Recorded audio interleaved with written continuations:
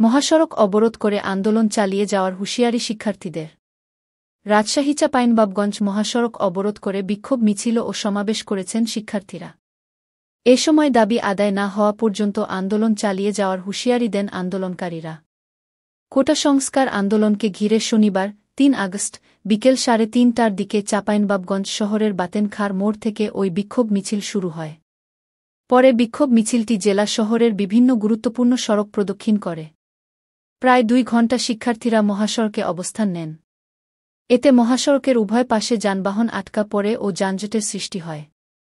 জানা যায়, বিক্ষোভ মিছিল ও সমাবেশ বিকেল ৩:৩০টার দিকে শুরু হয় ও শেষ হয় সন্ধ্যা ৬টায়। বৈষম্যবিরোধী ছাত্র আন্দোলনের ডাকে ও সর্বাত্মক অসহযোগ আন্দোলনের সমর্থনে অনুষ্ঠিত বিক্ষোভ মিছিলে অংশ নেন জেলার বিভিন্ন শিক্ষা প্রতিষ্ঠানের শিক্ষার্থীরা।